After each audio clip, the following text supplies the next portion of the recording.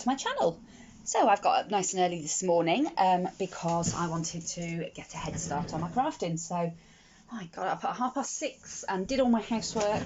So hopefully I'll have the rest of the day to craft. Yay! I am making a birthday card and I'd got started on it and then thought I might as well pop the camera on and just show you a little bit of what I'm doing. So I decided I wanted to use this image of a lighthouse because I really like it, and I haven't done any stamping or colouring in a little while. I'm just looking for the piece that I was doing it with, but I can't find it. I'm having a go with these flip-flop dies. It's the Tonic ones that I got from a recent destash. I thought they'd be fun to have a play with, and I thought this would make a really nice central image on the actual sort of flip-flop bit. I have found it. So I have run this is actually just a linen card base that I'd got in my stash. I've run that through with the die. So I've run it through like that, and I lined it up on the score line of the card. Now obviously you can see that in this piece here, but you won't see this element anyway because this is where I'm going to layer the picture on top. So I didn't think it mattered too much. I'm going to have to make a slightly larger envelope for it to go in, but that's okay too. I can sort that out. But you've now got that flip-flop element to it, which I thought was quite cool. And then I'm going to layer the lighthouse on here. And then I'll probably put some pattern paper and things on the rest of it. We'll see how we get on. But I was just stamping out the image and I thought I'd switch the camera on. So I am stamping it onto watercolour paper. And it's just a cheap watercolour paper from Hobbycraft. But it, for cards and things, it's perfect. It's not too expensive. You get lots of it, and it takes enough water to be able to put a little bit of watercolour on for these types of images.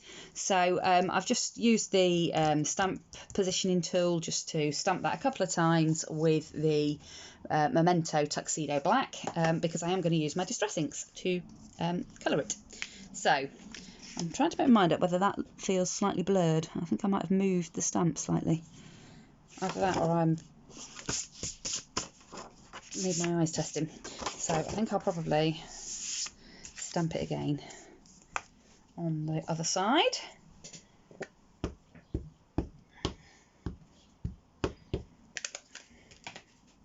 know what I've done with my other magnet. I have got two. Having a good start to it, am I? Never mind. So that's one. Let's see if we can get it in the right same place again. There we go.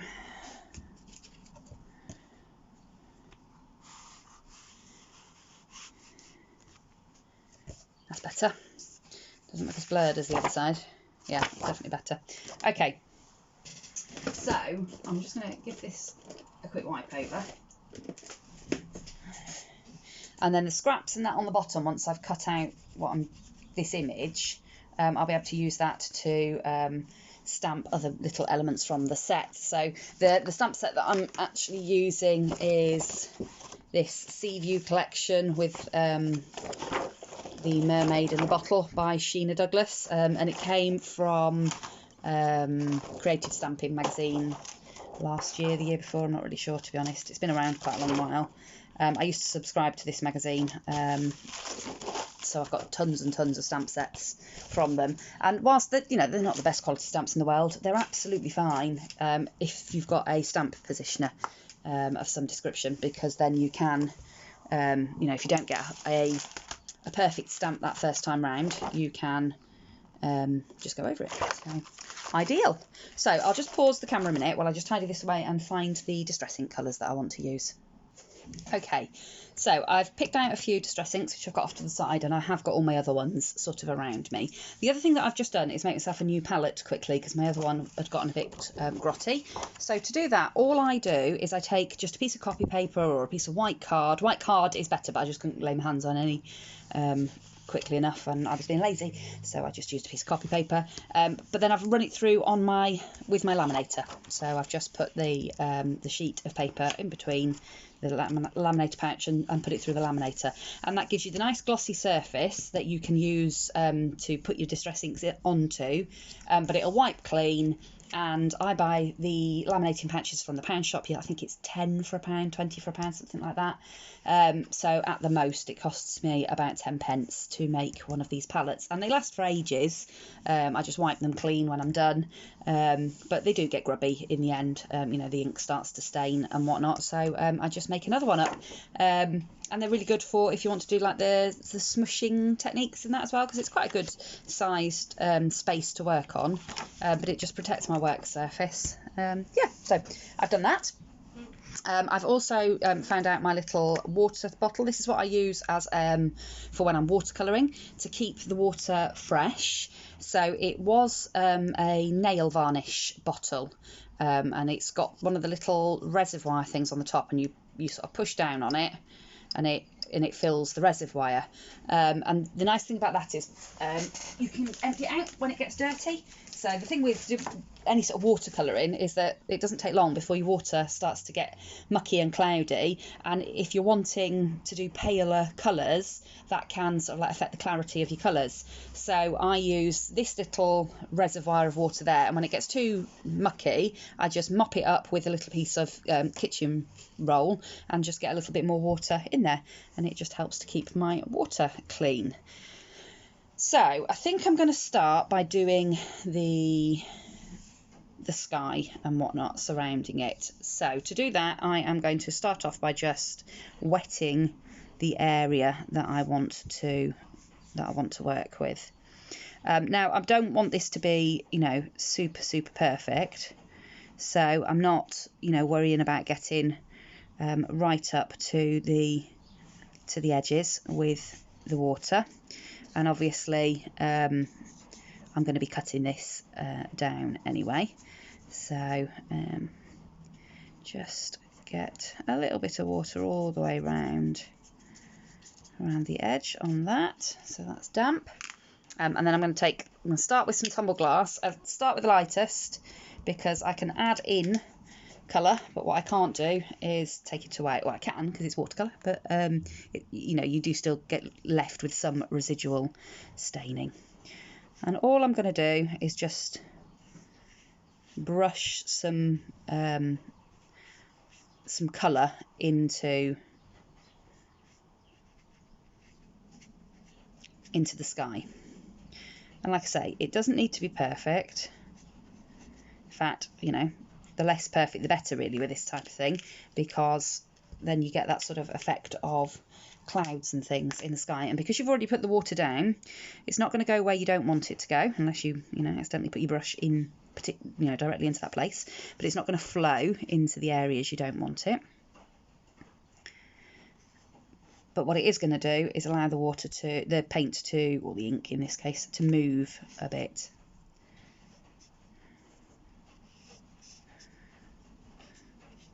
There we go. Now I can also then add in a little bit of a slightly darker colour, so I'm just popping on a little tiny bit of Salty Ocean, and I want to go with a sort of lighter hand on this one, so I don't want this in quite as much, because I don't want it to sort of take over. And if there's anything that I don't like, because the paper's already wet, I can, a little brush hair on there and it's annoying me, I can move it about still, because the paper's wet. Now I am by no means any sort of artist or you know, watercolourist or anything like that. I've never done any sort of classes or anything like that, so this is purely and simply just what I've found I like to do by playing and experimenting with the medium. Okay. The other thing that's really good is if you've got a wet wipe or just a wet cloth or something, you can go in and just take away little bits of the colour, and that's really nice because it can give you the effect of, again, clouds, and it can, you know, it's very subtle because I've got quite a dry wet wipe, and I'm not taking away too much. So then if I, you know, want any more sort of colour or variation in the sky, I just keep layering it in.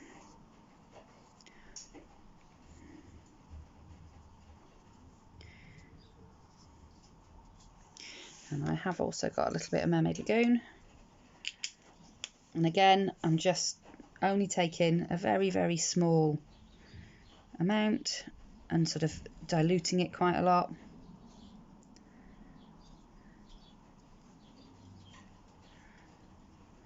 And just adding that in like that. And I like that. That's really pretty. So I'm going to leave that as that. And then I'm just going to mop up that ink. Now obviously you could just mop it up on a mop up page and use that for your junk journals and things, but I've just done that. And then I'm just going to clean out that water. So there you can see that's the water that's come out of there. I've wiped my brush off and then a bit more water and I can start again. So this time I'm going to put in a little bit of something for the ground. I'm just looking for my browns. So I think to start with, I'm going to start with a little bit of brushed corduroy. So again, just a blob of that. And again, I'm just going to wet the paper where I want this to go.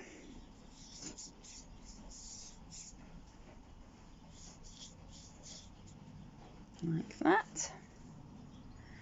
And then I'm going to dilute this down with a bit more water, and I'm going to start just letting that into the page like that.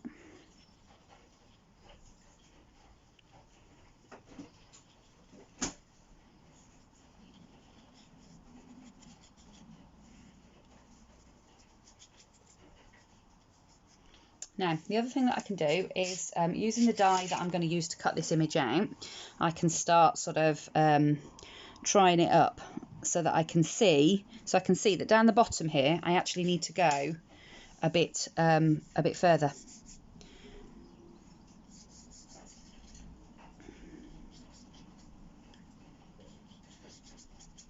Like that.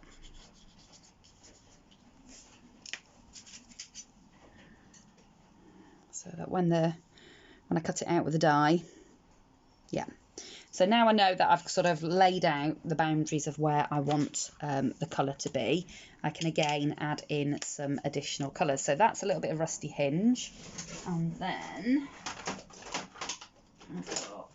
I'll have a little bit of Vintage Photo.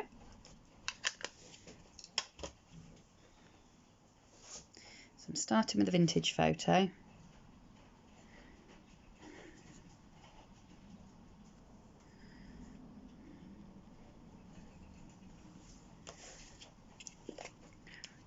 Add in a bit of that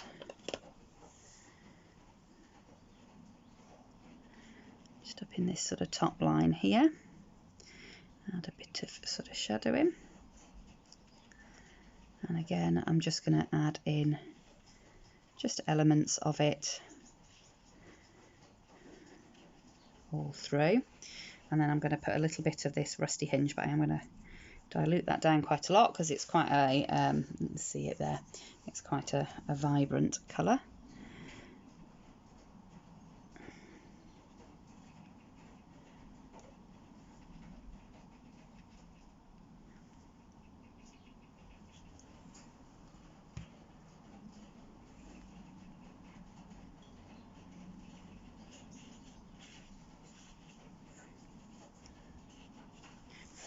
And it's just a case of sort of backwards and forwards until, oops, that's the wrong one, Small rusty hinge, which is not what I wanted, for the more vintage photo. Put a bit more of that on. And I just sort of go backwards and forwards until I've got it looking the way I like it. And sometimes when you sort of add in, so now that I've started adding in the ground, I'm thinking I want a little bit more of something in that sky. So I'm going to do that. So I am going to just mop up the ink on this one because it's colours that I like for vintage stuff. So all I've done is just empty the water from my little bottle onto it, and I will just mix that all in together, smush that all up together, and I will just find something to quickly mop that up with. Back in a sec. Okay, got distracted as per usual. Made a quick cup of tea. So I've dried that a little bit. I've still got my leftover ink on this palette, and I die cut a few just tags, and that's really good for not wasting your ink. Have a bit of a mop up of what I've got on here, and there we go.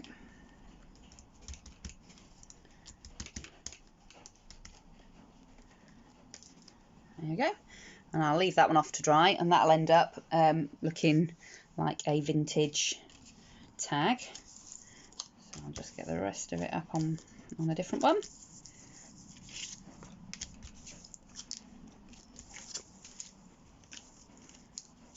There we go. So there we go. I've got a couple of vintage tags started, and the ink hasn't gone to waste. So that's really good. So I'll just give this brush a little bit of a clean, and then we'll have some clean water. Awesome. Okay, so that's okay for now for the backgrounds. I might go in later with some, I might darken the sky up a little bit, I'm not sure yet. I'll see what it's like once I've got everything else painted, and I will probably go in and with the gel pens and things and put some little flecks, or I might splatter it or something on the sand, but we'll see. For now that's okay. So I'm going to start doing the lighthouse. So I'm starting off with some candied apple.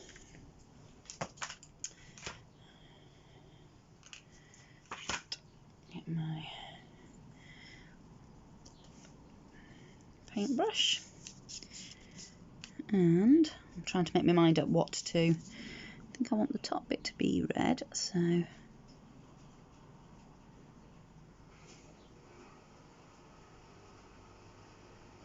we are.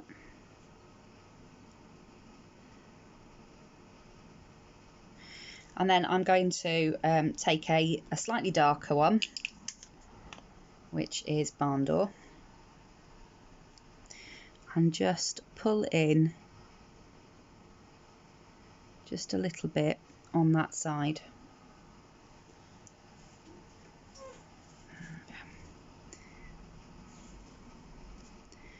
And just pull that darker colour sort of into the lighter colour. And I can keep going in and sort of adding little layers, but it is better to do it in layers because, like I said in the beginning, you can add more, but it's harder to take it away, especially with colours like red.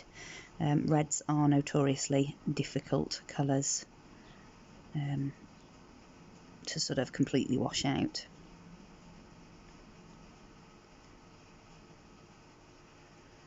So I'm just going to go through.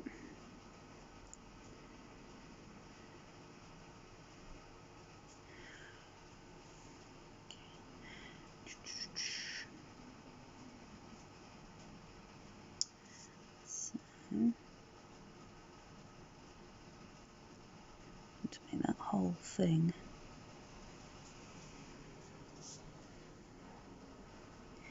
So I always start by just laying in that base colour, because apart from anything it helps me to see where my colours are going. So particularly with that, because of the railing, it would have been easy to put the colour in the wrong place on that one. So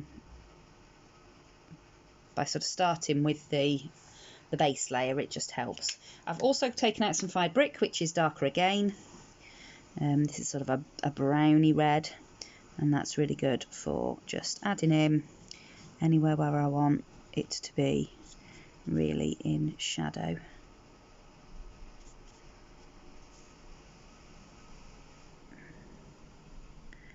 So I think one of the things that I sort of learned over time was to, when I'm putting my shadows in and things, to sort of try and flick it in or sort of zigzag it in so that you don't end up with a perfectly straight line, because that's when your shading doesn't really, I don't find it looks realistic. Okay, so then I'm going to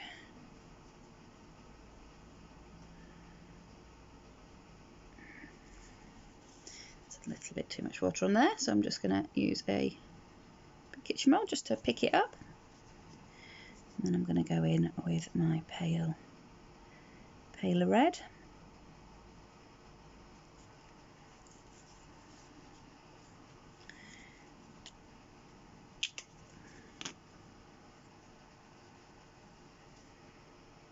A bit of that one, and sometimes I tend to find that I have to sort of let one layer dry a little bit before I come in, you know, particularly if I'm wanting that really distinctive colour difference, because obviously they are going to just blend together while they're wet, which is really nice in that you do get that nice sort of blended effect. But sometimes I find it difficult because it'll overblend. Like up here, it's just gone a little bit dark. That's fine. All I'm going to do is add a bit of water, and then with the clean part of my kitchen roll, I'm just going to dab it in, and you can see that straight away it's taken out a bit of that colour for me, which just allows me to feather the darkness back into that lighter area.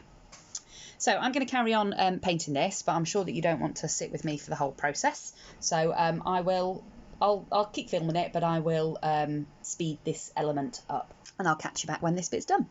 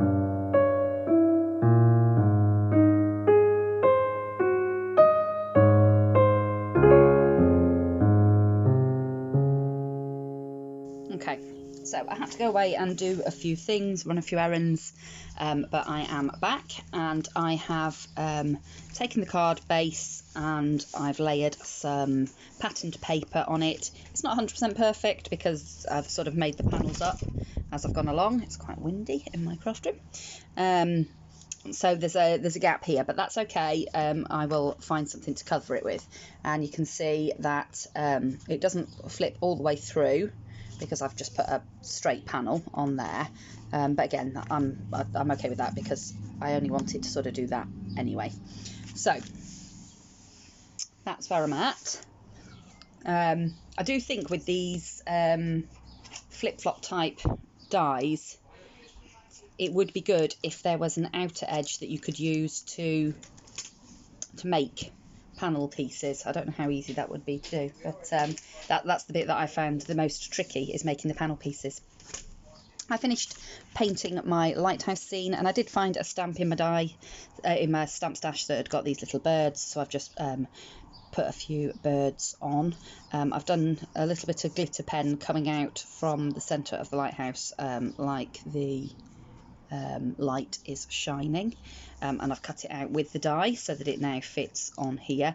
Again, I would have liked for this die set to have just a plain oval without the cutout in it, because that's what I would have cut this one out with, but I didn't have the right shape and size oval in my stash that I could find, so never mind, that's what we've got. So I've also cut out a piece of card somewhere, there it is, so that I'm just going to pop this up a little bit, so this will be slightly raised from that back piece there. And I also, whilst I'd got my distress inks out, I stamped and painted a few little embellishment pieces. So I did some shells, I did a couple of different grasses or seaweeds. I did a seahorse, some more shells. I like that one. A message in a bottle on the sand, a little ship's wheel, and a starfish. So I'm going to start off by popping the card underneath, so that we can get the main image raised up. So my desk seriously needs cleaning up because it is covered in rubbish, but we'll get there. We'll do this and then it will be tidying up before I start the next project. I try to be really good and get my diary out this week and try and actually work out what I needed to get done for this week, this coming week, and it's actually loads, so I need to catch up with myself a little bit. I've got a bit behind on things over the last few weeks.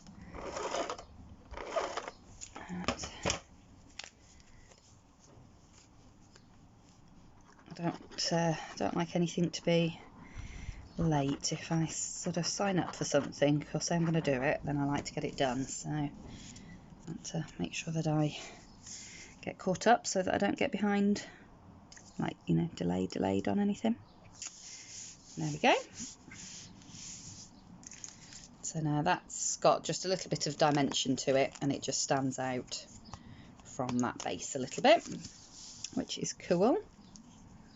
I'm just gonna, there we go.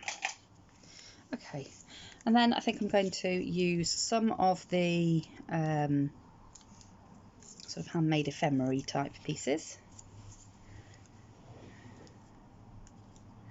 I'm going to put that one on the bottom of here, I think, which will help to disguise that little bottom edge where it was not quite cut perfectly.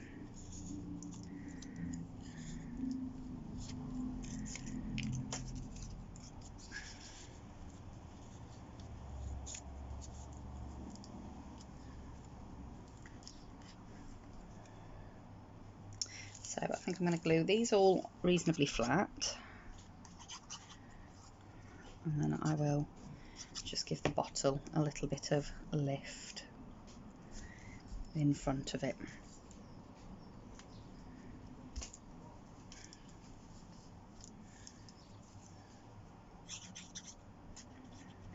There we go.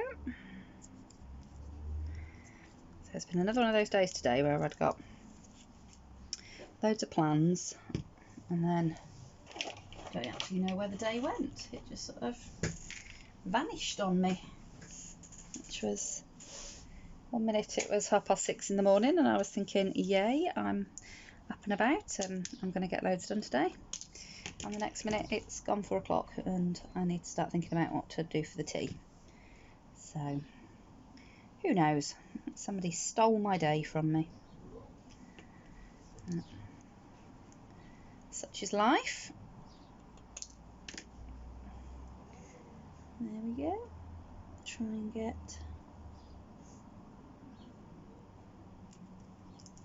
get some little bits of card on the back of here. Just give this one a bit of lift as well. So I use the Anita's Tacky Glue, which is good because it's quite a fast sort of grab one.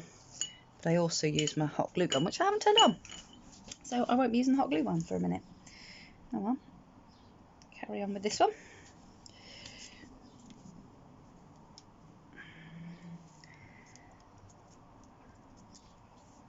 That's better.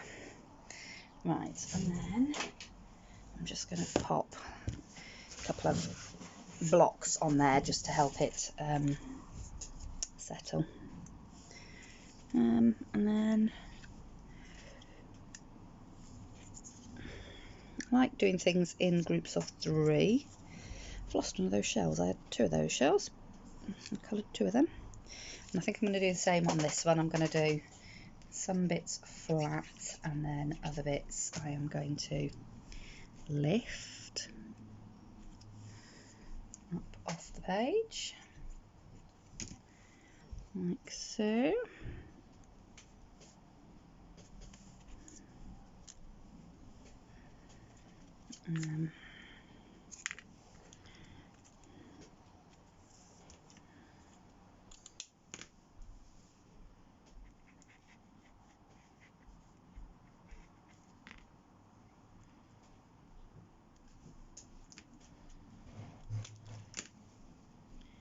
Like that.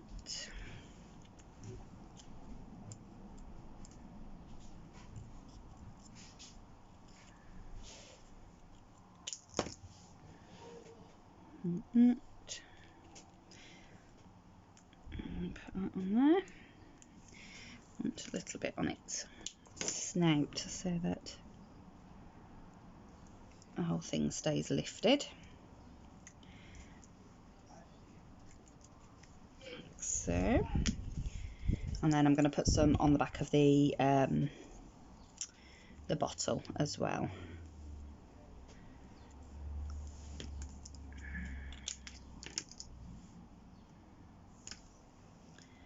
Like that.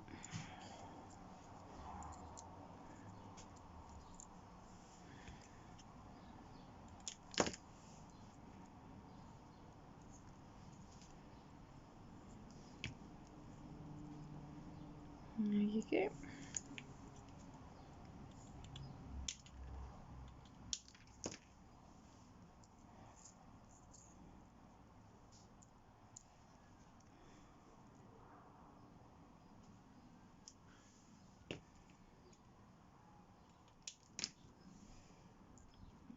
Glue on there, like that. Lovely. I'll just let that one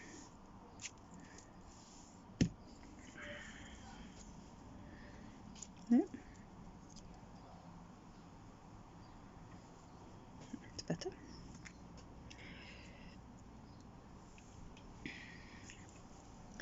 Has my hot glue heated up? Yes, it has. That's good.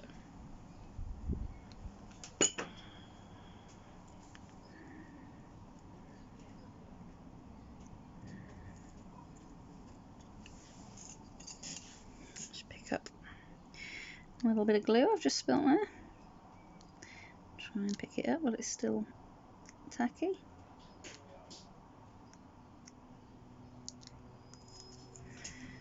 I'll do like that.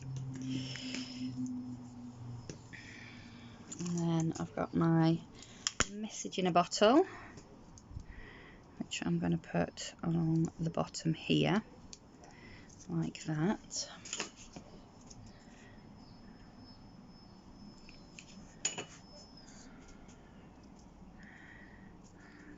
Like that. Okay. Now, what I will do is I'm just going to give it a second to set, and then I'm just going to trim that bottom edge there so that it'll stand properly. Otherwise, it's going to lean on that uneven edge there, and I don't want it to do that. So there we go. That's better. That'll stand now because I've cut that edge flush with the card.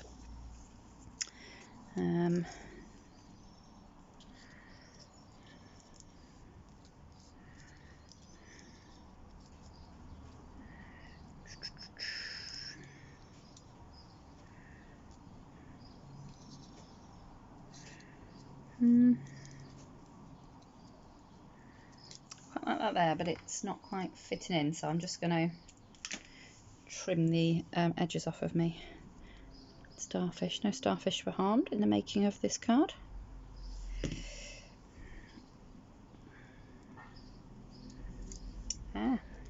Where's me? I need to tuck under. That's better. There we are. Oh, that's cute. I like that little seam bit there at the bottom.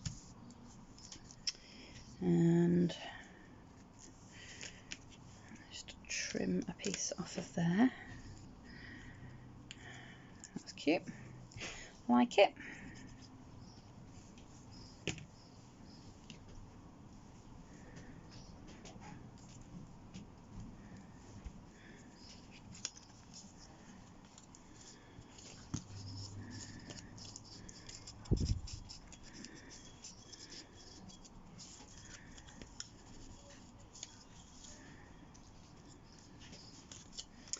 So let's see if I can lift that slightly. Nice.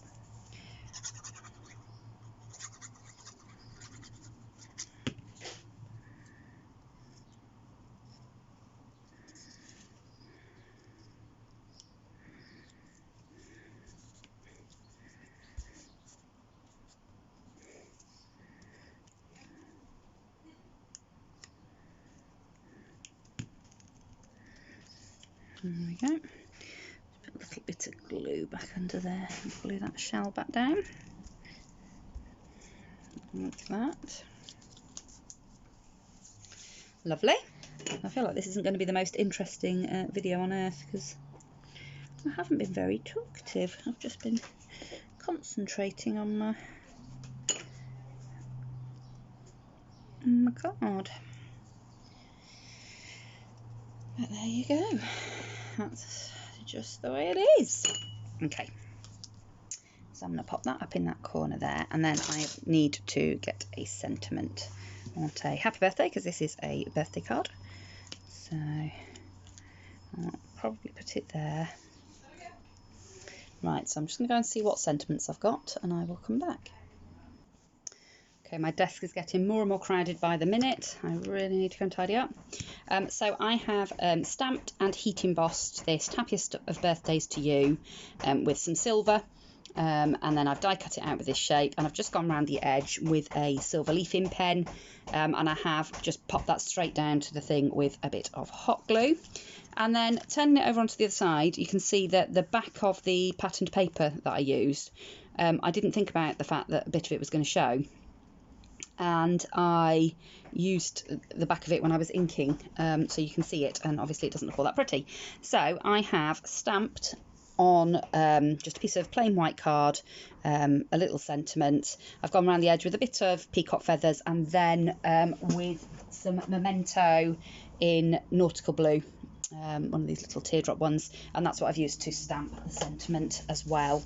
And that sort of gives my husband a place to write, because the card is for his dad for his birthday, and it also just covers up that little bit there. So you know, sometimes I think it's easy to sort of think everybody does everything perfectly, and then you feel frustrated with yourself when you make these little mistakes. But I think it's fair to say that most of us make mistakes, you know. On most projects, if I'm honest, I usually make one or two little mistakes. It's just about sort of thinking creatively about how can we fix that. So I'm going to just layer that in place. Make sure it's all lined up correctly, how I would want it, and make sure that it's not showing through, obviously, on the side where I don't want it to. And then I'm just going to press that down, and there we go. So that's my flip-flop card. I'll see if I can just alter the camera position slightly, get to see just how messy my desk is. There you go, so that you can see the whole thing. So that's the whole of the card. I am going to go through my dies and see if I can find an oval, just because if I was being a perfectionist, I would want to put something just on there, perhaps sort of a sandy textured looking paper, just to cover that one up. But if I can't find one, I'm not too distressed about it. That will be absolutely fine. And then he can write on the back there. And I've just got to make a little envelope for it. So that's my card for my father-in-law's birthday, using Distress Inks as paints. So I hope you enjoyed crafting along with me today. I'm going to go and tidy up my great big mess, and then I'm going to look at what's next on my crafty list. Don't forget, I have got a challenge giveaway going on at the moment, with lots of opportunities for entries and additional entries into the prize giving. It is quite a good prize. Well, I think it's quite a good prize. There's quite a lot of stuff in there to be won, so do go on over and find that video. If I remember, I will link it. I'll put like one of the card things at the end of this one. But that's it for me for now, and I hope to see you all again very soon in another crafty video. Bye for now. Okay, it was bothering me, so I just thought I would jump on and show you that I did in the end put a sand coloured disc oval on the back of that piece, and I think that does actually really finish it off and just makes it look just that little bit more professional. So it's a tiny little touch, but I'm really glad that I put that bit on. So that really is it from me for now, and I will see you all again very soon in the next crafty video. Bye for now.